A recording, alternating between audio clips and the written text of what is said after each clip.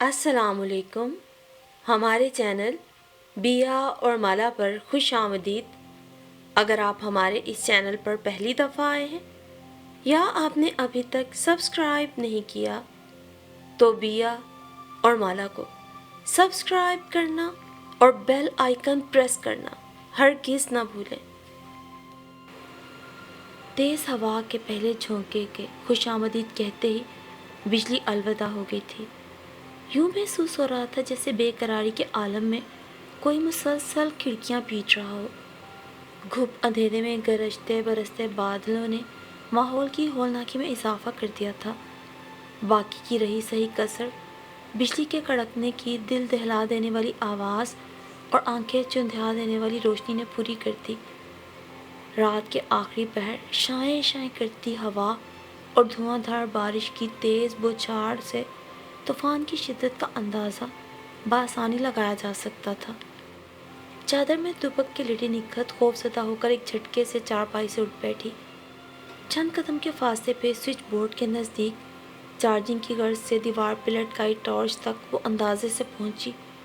Torch آن کرتے ہی کمرے میں ہلکی سفیدی پھیلی اور اس نے بے اختیار اپنے سینے پہ ہاتھ رکھ کر ڈرے سہمے بے تحاشا دھڑکتے دل کو دلاسا دینے کی کوشش کی. کھڑکی کے پٹ مضبوطی سے بند کر کے دیوار پہ ٹنگی گھڑی پہ نظر ڈالی. رات کے 2:30 بج رہے تھے. یا اللہ، یہ اندھیری طوفانی رات اکیلے کیسے کاٹوں گی؟ دل میں شکوہ اٹھا. عام دنوں میں بھی رات کی تاریکی اور ہولناک خاموشی میں اس کی آنکھوں کے سامنے کتنی ہی محرومیاں ناچتیں اور نیندیں اڑا لے جاتی. آج تو پھر خوفناک طوفانی رات تھی جو کسی طرح کاٹے نہیں کرتی تھی. اماں صحیح کہتی تھی کہ اکلاپا کسی پہ نہ آئے. ماں کی یاد پر اسے اپنی تھکی ماندی آنکھوں کے گوشے نم ہوتے ہوئے محسوس ہوئے اور وہ ماضی میں کھو گئی. خدا جانے بے فکری کی نیند کی مٹھاس کا ذائقہ کیسا ہوتا ہے اور کن لوگوں کو چکھنا نصیب ہوتا ہے. اپنے ہوش سنبھالنے سے لے کر اب تک نکھت تو بے فکری کی میٹھی نیند تک کو ترس گئی تھی. چھوٹی سی عمر میں ہی اس نے حالات کے کتنے ہی بے رحم تھپیڑے اپنے نازک وجود پہ سہے تھے. جس عمر میں لڑکیاں شوخی سے بھرپور ہوتی ہیں، آنکھوں میں رنگین سپنے اور دل میں امنگیں پالتی ہیں، وہ گھر کی فکر میں گھلنے لگی تھی. بیمار ماں، فکر معاش میں جتا باپ، اکھڑ مزاج بھائی اور سب کی پرواہ میں ہلکان ہوتی وہ اکیلی جان. اریو نگو کہاں ہے؟ اماں کی آواز پر سب کام چھوڑ چھاڑ کر وہ ان کے پاس بھاگی چلی جاتی تھی. نگو میری دھی، کھانا لگا دے، بہت بھوک لگی ہے. تھکن سے نڈھال ابا گھر میں داخل ہوتے ہی اسے پکارتا اور وہ تازی روٹی بنانے کے لیے جلدی سے پیڑے بنانے لگ جاتی. نگو چائے بنا دے، میرے کپڑے استری کر دے، جلدی گھر کھانا بنا دے. سارا دن وقفے وقفے سے بھائی آوازیں لگاتا اور وہ جی جی کرتی پورے گھر میں پھرکی کی طرح پھرتی رہتی. باپ کی چلتی کریانے کی دکان بھائی نے کم عمری میں ہی سنبھال لی کہ اول تو اس کا پڑھائی میں دل نہیں لگتا تھا، دوم ابا کی بیماری کے باعث دکان سنبھالنا ان کے بس کا کام نہیں رہا تھا. اماں اپنے لاڈلے اکلوتے بیٹے کے وارث صدقے جاتی. انہیں پورا یقین تھا کہ وہی ان کے بڑھاپے کا سہارا بنے گا، کیونکہ بیٹیاں تو یوں بھی پرایا دھن ہوتی ہیں. مگر اماں کتنی سادہ لو اور بھولی تھی. اماں ابا کو یہ پتہ ہی نہیں تھا کہ جسے وہ اپنے سہارے کے طور پہ پال پوس کے جوان کر رہے ہیں، وہ اپنے پیروں پہ کھڑا ہو کر کسی اور کا پلو تھام کے انہیں ہمیشہ کے لیے بے سہارا چھوڑ کر جا سکتا ہے. ابا کی دکان پہ سودا سلف لینے آنے والی عالیہ اس کے بھائی واجد کو بھا گئی تھی. اس کا باپ چند مہینے پہلے اللہ کو پیارا ہوا تھا اور ماں بیٹی لوگوں کے کپڑے سی سی کے گزارا کر رہی تھی. کچھ تو جادو تھا اس کی اداؤں میں جو واجد بھائی خود سے 6-7 برس بڑی قبول صورت عالیہ سے شادی کا ارادہ باندھ بیٹھا اور اسی چکر میں وہ اسے بخوشی ادھار پہ سارے گھر کا راشن بھی دیتا تھا. گھر میں بات کھلتے ہی طوفان برپا ہوا تھا. سب سے زیادہ دھچکا اماں کو ہی لگا. ابا بیچارے تو بے بسی سے سارا تماشا دیکھنے پہ مجبور تھے. 2 چھوٹے کمرے، ان کے سامنے ایک چھوٹا پورچ اور کونے میں ایک چھوٹا سا کچن. لوہے کی سلاخوں سے برآمدے کو بند کر کے کمروں کا حصہ بنایا گیا تھا۔ اس کے آگے ایک برائے نام صحن اور کونے میں ایک غسل خانہ ہے۔ یہ ان کی کل کائنات تھی، جس پر گھر والوں کے مطابق وہ اکیلی سانپ بن کے بیٹھی تھی۔ وہ یہیں پلی بڑھی، سب اس کے ماں اور باپ کو جانتے تھے، پڑوسی ہمدرد اور خیال رکھنے والے تھے، تب بھی اس کے پاس اکیلے رہنے کا وقت نہیں تھا۔ والد اور بھائی کی مخالفت کے باوجود نگہت نے BA تک تعلیم حاصل کی اور اب یہی تعلیم آمدنی کا ذریعہ بن گئی۔ سارا دن ایک نجی اسکول میں سر کھپا کے وہ اتنا کما لیتی کہ گھر چلا سکے۔ شام میں محلے کے چھوٹے بچے اس سے ٹیوشن پڑھنے آتے تو کچھ پیسے بھی بن جاتے اور ویرانے میں 1-2 گھنٹے کے لیے بہار بھی چھا جاتی۔ سائیں سائیں کرتے گھر میں رنگ برنگی باتوں اور ہنسی کی دھیمی آوازیں گونجتی۔ شام کا مخصوص وقت جو وہ بچوں کے ساتھ گزارتی اس کے لیے بہترین وقت ہوتا۔ گھر کے بہت سے چھوٹے موٹے کام، باہر سے دودھ، دہی، گوشت، سودا سلف وغیرہ لانے کا کام بھی بچے خوشی خوشی کر دیتے تھے، مگر شام ڈھلتے ہی تنہائی کا زہر رگوں میں اترنے لگتا۔ اتنے سال تنہا گزارنے کے بعد اب وہ اس نہج پہ پہنچ گئی تھی کہ ذرا سے کھٹکے اور انہونی آواز پہ دل خزاں رسیدہ پتے کی مانند لرزنے لگتا اور کچی نیند پلو چھڑا کے کوسوں دور بھاگ جاتی۔ تب ساری رات اپنے چہرے پہ پڑی بے شمار لکیریں اور بالوں میں اترتی چاندی دیکھتے ہوئے وہ اکثر سوچتی کہ کاش باقی ہم جولیوں کی طرح میری بھی وقت پہ شادی ہو گئی ہوتی۔ وہ اکثر سوچتی کہ کاش باقی ہم جولیوں کی طرح میری بھی وقت پہ شادی ہو گئی ہوتی تو آج میرے بھی بچے لڑک پن کی عمر کو پہنچ چکے ہوتے۔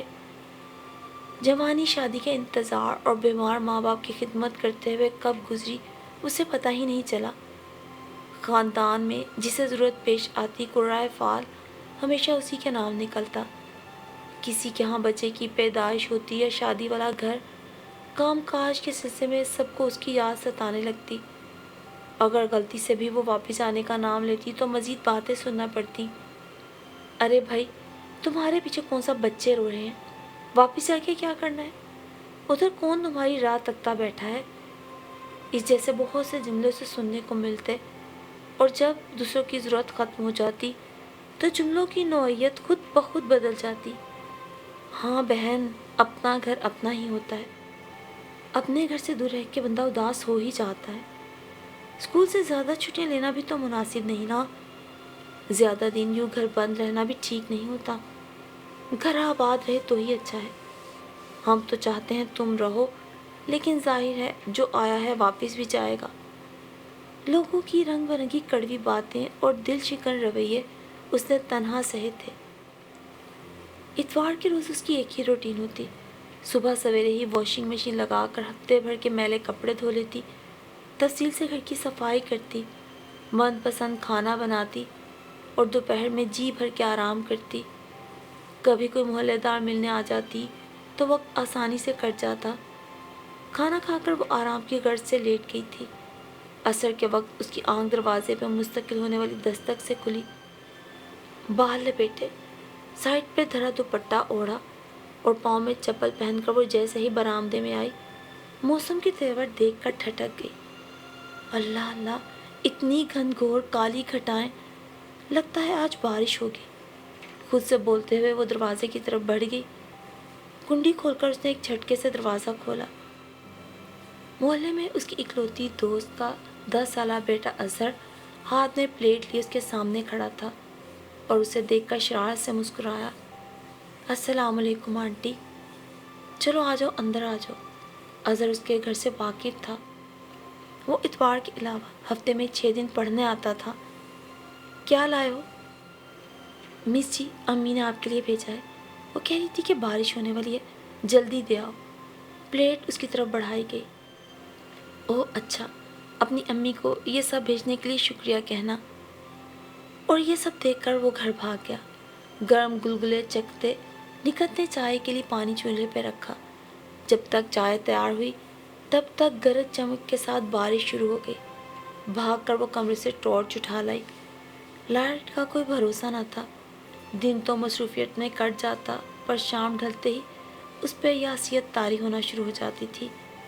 خالی گھر کاٹ کھانے کو دوڑتا تو اس کا جی چاہتا کہ کہیں بھاگ جائے اور خود کو کسی رونق میلے میں گم کر دے، مگر زمانے سے بغاوت کرنے کی جرت بھی تو نہ تھی۔ اور آج یہ حسین موسم اور اس میں تنہائی اور بارش طبیعت پہ مزید گراں گزر رہی تھی۔ اور پھر واجد بھائی کی شادی سے پہلے ہی ابا اس دنیا سے رخصت ہو گئے تھے۔ اسے یاد آیا تھا کہ کیسے ان کے گھر کا سکون آئے دن اماں اور بھائی کی تکرار سے تہو بالا ہونے لگا تھا۔ دیکھ واجد، تو اس ہرافہ کا خیال دل سے نکال دے، تیری شادی میں عالیہ سے کبھی نہیں کروں گی۔ اماں اتنا کہتی اور بھائی کی آنکھیں شرارے برسانے اور زبان آگ اگلنا شروع کر دیتی۔ اماں، اس کا نام تمیز سے لے، ورنہ مجھ سے برا کوئی نہیں ہوگا۔ بیٹے کی بات اور لہجہ ماں کا مان چکنا چور کر دیتا۔ بھائی، اماں سے تو کیسے بات کر رہا ہے؟ اس نے پہلی بار بھائی کو ٹوکا تھا۔ تو چپ کر، اماں کان کھول کے سن لے، شادی تو میں عالیہ سے ہی کروں گا۔ بھائی گرایا تو وہ جھاگ کی طرح بیٹھ گئی تھی۔ تجھے اچھے سے پتا ہے کہ کئی سالوں سے تیری بہن کا رشتہ خالہ کے ہاں طے ہے۔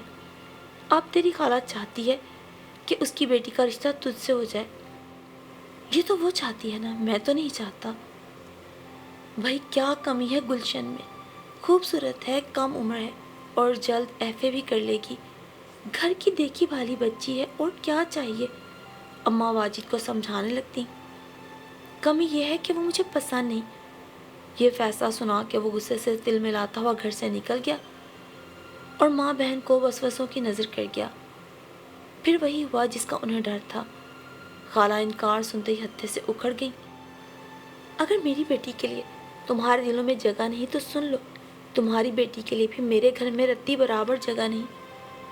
اماں نے بیٹے اور بہن کو سمجھانے بجھانے کی ہر ممکن کوشش کی تھی، لیکن واسطے منتیں ترلے کچھ بھی کام نہیں آیا۔ دیکھ واجد، تو میرا پیارا بیٹا ہے، اور کچھ نہیں تو اپنی بہن کا سوچ لے، اس کا کیا بنے گا؟ سالوں پرانا رشتہ ٹوٹنے پہ دنیا ہم پہ تھوکے گی، پھر کیسے ہوگی اس کی شادی؟ کچھ نہیں ہوتا اماں، اس کے لیے کوئی اور رشتہ دیکھ لیں گے۔ میں عالیہ کو زبان دے چکا ہوں۔ اور ماں کے سونے پتر پہ تو کسی بات کا ذرا برابر اثر نہ ہوتا تھا۔ ہاں، تو تجھے اپنی زبان کی فکر ہے، پر ماں کی زبان کی فکر نہیں، بہن کے مستقبل کی فکر نہیں۔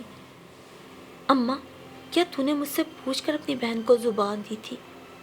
دیکھ واجد، میں بتا رہی ہوں، تو نے میری بات نہ مانی نا تو قیامت کے روز اپنا دودھ بھی نہیں بخشوں گی۔ بے بس ماں نے اپنی طرف سے آخری حربہ آزمایا۔ اماں، نہ ہی تو تم نے دنیا کا کوئی انوکھا کام کیا ہے اور نہ ہی مجھ پہ کوئی احسان کیا۔ ساری مائیں ہی اپنے شیرخوار بچوں کو دودھ پلاتی ہیں۔ ویسے بھی نکت تمہاری اولاد ہے، میری نہیں۔ میں کیوں اس کے لیے اپنی خوشیوں کی قربانی دوں؟ خود سر بیٹے کے پاس اگلنے کے لیے زہر کی فراوانی تھی، بے بس ماں کے پاس کہنے کے لیے کچھ نہیں بچا تھا۔ پھر ایک روز اچانک اس نے ان کے سر پہ بم پھوڑا تھا۔ خاموشی سے باہر ہی ایک دوست کے گھر سادگی سے نکاح کر کے عالیہ کو بیاہ لے آیا تھا۔ اماں بیٹے کو بہو کے ساتھ دیکھ کر صدمے میں رہ گئی تھی، تو یہ دن دیکھنے کے لیے اللہ سے دعائیں مانگ مانگ کر بیٹا لیا تھا۔ اور نکھت کو تو باپ کے بعد اب ماں کا سہارا ہی کافی تھا۔ اماں گھر کی بڑی اور اسے زمانے کے سرد و گرم سے بچا کر بیٹھی ہوئی تھی۔ ان کی زندگی میں ہی بھائی اپنی بیوی کے ایک دور پار کے طلاق یافتہ کزن کا رشتہ اپنی کنواری بہن کے لیے لے آیا تھا۔ اس کے مطابق رشتہ بہت اچھا تھا۔ یہ کیسا رشتہ ہے؟ 40 کے اوپر اور طلاق یافتہ، دونوں عمر بچوں کا باپ، نہ کوئی ذریعہ آمدن، نہ کوئی ڈھنگ کا کام کاج۔ نکھت کو کب تک گھر بٹھائے رکھنا ہے؟ بے فکر ہے، یہ بھوکی نہیں مرے گی۔ بھائی کی بات پہ اماں بولی، عمر بڑھ رہی ہے، یہ نہ ہو پھر ایسا رشتہ بھی نہ ملے۔ نکھت 27 کی ہے اور وہ لڑکا 45 کے قریب۔ میں نے سنا ہے کہ چرس بھی پیتا ہے۔ کیسے دے دوں ایسے ویسوں کو اپنی کنواری پڑھی لکھی گنوں والی بیٹی کا رشتہ؟ بس اماں، تو چاہتی نہیں کہ اس کا رشتہ ہو۔ ہم نے تو بھلے کا سوچا تھا، پر تجھے عقل ہی نہیں تو ہم کیا کریں؟ چل اٹھا لیا چلیں۔ بیوہ ماں کو غصے سے باتیں سنا کر بیوی کا ہاتھ تھام کر وہ شاید اس گھر کی دہلیز ہمیشہ کے لیے پار کر گیا تھا۔ چند برس بعد وہ ماں کے جنازے پہ اجنبیوں کی طرح شریک ہوا۔ آبائی گھر اور تنہا بہن سے اس نے رہا سہا تعلق توڑ لیا۔ ابا نے اپنی زندگی میں ہی دکان بیٹے کے اور 2.5 مرلے کا گھر بیٹی کے نام کر دیا تھا۔ بیچاری نگہت کی جوانی تو ماں باپ کی خدمت کرتے اور ہم سفر کے انتظار میں گزری تھی۔ اس روز اس کے یہاں کم و بیش ایک جیسی دکھنے والی 2 جڑواں بچیاں ٹیوشن پڑھنے کے لیے آئی تھیں۔ وہ ان پہ نظر پڑتے ہی ٹھٹک گئی۔ وہ دونوں ہی ڈری سہمی سی تھیں۔ اس نے کبھی انہیں فضول گوئی اور شرارتیں کرتے بھی نہیں دیکھا تھا۔ سنجیدگی اور متانت ان کے معصوم چہروں پہ ہر وقت چھائی رہتی۔ 5 سالہ فضا اور فائزہ کو اس کے پاس پڑھتے کچھ وقت گزرا تھا۔ اس روز بھی وہ اپنی انگلش کی کتاب کھولے بیٹھی تھی، بغیر دھلے منہ، شکن زدہ لباس اور کندھوں پر ڈھلکتے بکھرے بال ساری کہانی سنا رہے تھے۔ خالہ لطیفہ کی کئی باتیں اس کے ذہن میں تازہ ہوئیں۔ ماں تو انہیں پیدا کرتے ہی خالق حقیقی سے جا ملی۔ پیدا ہونے کے ساتھ ہی دونوں بچیوں کی دیکھ بھال اور پرورش کی ذمہ داری بوڑھی دادی کے سر پڑ گئی، مگر سال پہلے ہی وہ بیچاری بھی مر گئی تو ساری ذمہ داری باپ کے سر پہ آ گئی۔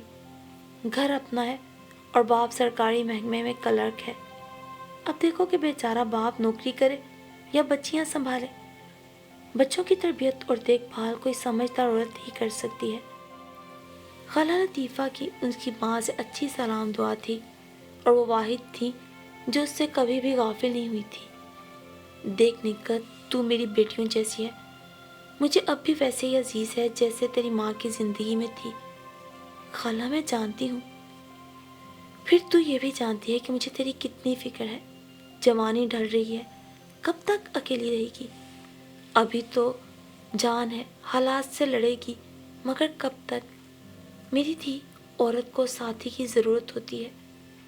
وہ سر جھکائے انہیں سنتی رہی۔ اس سے خالہ کو بھی بات جاری رکھنے کا حوصلہ ملا۔ صدیق بہت شریف اور سلجھا ہوا انسان ہے۔ میں اس کے خاندان کو 15 سال سے جانتی ہوں۔ کوئی بری عادت نہیں، پان سگریٹ نشہ کچھ نہیں، سیدھا سادہ بھلا مانس انسان ہے۔ اپنا گھر نوکری سب کچھ ہی تو ہے اس کے پاس۔ ہاں سب کچھ تو ہے، 2 بیٹیوں سمیت۔ وہ بولی تو اسے اپنی ہی آواز اجنبی سی لگی۔ میری نظر میں کچھ لڑکے بھی ہیں، مگر ان میں سے کوئی بھی اتنا سلجھا ہوا اور قابل بھروسہ نہیں جو تجھے خوش دلی سے قبول کرے اور وہ عزت اور قدر بھی دے جو ہر عورت اپنے شوہر سے چاہتی ہے۔ خالہ کے سادگی سے کہنے پر اس پہ گھڑوں پانی پڑا۔ عام سے محلے میں رہنے والی مناسب شکل و صورت کی 36 سالہ نگہت کو اگر کوئی بن بیاہا ملتا بھی تو اس کی نظر اس کے گھر پہ ہی ہوتی۔ وہ جیسی تھی اسے ایسے ہی قبول کرنے والے من چاہے قسم کے مرد معاشرے میں آٹے میں نمک کے برابر تھے۔ اسے تمہارے گھر اور نوکری سے کوئی سروکار نہیں بیٹا۔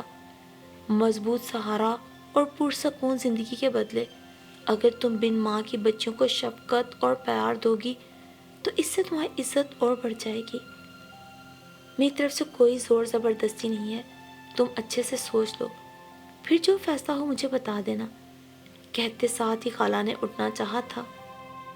وہ سوچ چکی تھی اسے کیا کہنا ہے، اور اس کا جواب سنتے ہی خالہ لطیفہ کے چہرے پہ بھی سکون چھا گیا۔ پھر اس کے چھوٹے سے گھر میں معمول سے ہٹ کے رونق تھی۔ کچھ فاصلے پہ بیٹھی دونوں بچیاں آنکھوں میں اشتیاق سے موئے اسے دیکھے جا رہی تھی۔ اپنی مس کو اس حلیے میں دیکھنا ان کے لیے بڑی انوکھی بات تھی۔ خالہ لطیفہ سمیت محلے کی کچھ خواتین کمرے میں موجود تھیں۔ اپنی ہتھیلی پہ بنی مہندی کی پتیوں کو بغور دیکھتے ہوئے اس کا دھیان ماضی میں بھٹک رہا تھا۔ آج سے پہلے تو اسے اماں ابا اتنی شدت سے یاد نہیں آئے تھے۔ اپنوں کی کمی کبھی کبھار اتنی شدت سے محسوس ہوتی ہے کہ ہر منظر دھندلا جاتا ہے۔ اس کے ساتھ بھی ایسا ہی ہو رہا تھا۔ ابا اماں کے چہرے اس کی جھکی آنکھوں میں چھپ دکھا رہے تھے اور منتظر نگاہیں چوری چوری کھلے دروازے کی طرف اٹھ رہی تھیں۔ بھائی کا خیال آتے ہی آنکھوں سے آنسو ٹپ ٹپ گرنے لگے۔ بھائی دنیا میں اس کا ایک ہی تو خونی رشتہ بچا تھا۔ اور وہ بھی کاش مولوی صاحب آگے ہیں، کسی نے اطلاع دی۔ دل کی دھڑکنیں اتھل پتھل ہوئی۔ نکاح خاں کے ساتھ اپنے بھائی کو اندر داخل ہوتے دیکھ کر نگہت نے اپنے بے چین دل میں ڈھیروں سکون اترتا محسوس کیا۔ اس نے اللہ کا شکر ادا کیا کہ اکلوتے بڑے بھائی سے اس کے گھر جا کر بات کرنا رائگاں نہیں کیا تھا۔ بھائی کا ہاتھ سر پہ ٹھہرتے ہی ضبط کے تمام بندھن ٹوٹ گئے۔ ایجاب و قبول کے مراحل کب طے ہوئے اسے پتہ ہی نہ چلا۔ خالہ نے صدیق کے متعلق جو بھی بتایا اس نے انہیں اپنے لیے اس سے بڑھ کر پایا۔ شوہر کی محبت پاتے ہوئے گلاب کی طرح کھل گئی تھی۔ چند ہفتوں میں ہی عمر کے کئی برس اس کے چہرے سے چھٹ گئے۔ ذہنی اور جسمانی سکون، خوشباش دل اور ضرورت کی ہر چیز، بے شک دیر سے مگر اسے صبر کا پھل میٹھا نصیب ہو گیا۔ اسکول کی نوکری کو تو اس نے خیر بات کہہ دیا، مگر شام میں بچوں کو ٹیوشن پڑھانی اس نے نہیں چھوڑی تھی۔ بچے اب 2 گلیاں چھوڑ کر ٹیچر کے نئے گھر میں ٹیوشن پڑھنے آتے تھے۔ بچے بھی خوش تھے اور وہ بھی۔ اور پھر اپنے شوہر کے توسط سے ہی اس نے اپنا پرانا آبائی گھر کرائے پہ چڑھا دیا تھا۔ آنے والے دن زندگی کے خوشگوار ترین دن تھے۔ گھر میں ہنگامہ تھا۔ وہ کچن میں مصروف تھی اور بچیاں بھاگ بھاگ کر اس کے آگے پیچھے اسے چیزیں پکڑانے میں مصروف۔ ایک مختلف اور خوشگوار اتوار اس کی زندگی میں عمروں کے بعد آیا۔ فضا بیٹا، میرے لیے کمرے میں ٹوکری لے آؤ، اس نے کھانا پیک کرتے ہوئے اجلت سے آواز دی۔ یہ لے اماں۔ فائزہ پکنک ٹوکری لیے کھڑی تھی۔ لیکن اماں نے مجھے یہ لانے کو کہا تھا۔ فضا رونے لگی تو فائزہ زور زور سے ہنسنے لگی۔ اچھا کوئی مسئلہ نہیں، تم دونوں اب جلدی سے آؤ، میں تمہیں تیار کر دیتی ہوں۔ اس کے کہنے پہ دونوں بچیاں اپنے کمرے کی طرف روانہ ہو گئی۔ ڈسپوزیبل پلیٹیں، سینڈوچ، کباب اور بریانی کے پیالے پیک کر کے ٹوکری میں رکھ کر اس نے صدیق کو کچن کے دروازے کے درمیان کھڑا پایا۔ ارے آپ یہاں کھڑے ہیں، کچھ چاہیے کیا؟ بہت بھوک لگی ہے۔ سب کچھ لگ رہا ہے کہ تیار ہے، ٹوکری میں دیکھتے ہوئے اس نے کہا۔ جی بالکل، نکہت مسکرا دی۔ میں ٹیکسی لے آؤں پھر؟ آپ کو کتنی دیر لگے گی؟ اور پیار سے نکہت کو دیکھتے ہوئے اس نے پوچھا۔ لے آئیں، بس آدھا گھنٹہ اور لگے گا، بچیوں کو تیار کر کے میں فٹافٹ خود تیار ہو جاؤں گی۔ جی بہتر، کہہ کر باہر کی طرف جاتے ہوئے اپنے شوہر کو دیکھ کر اس کا رواں رواں اللہ کا شکر ادا کر رہا تھا۔ بے شک اللہ کے گھر میں دیر ہے، اندھیر نہیں۔ بھلے کچھ دیر سے، کچھ انتظار کے بعد بالآخر اس کی بے موسمی سی زندگی میں بھی بہار کا موسم ہمیشہ کے لیے آ ٹھہرا تھا۔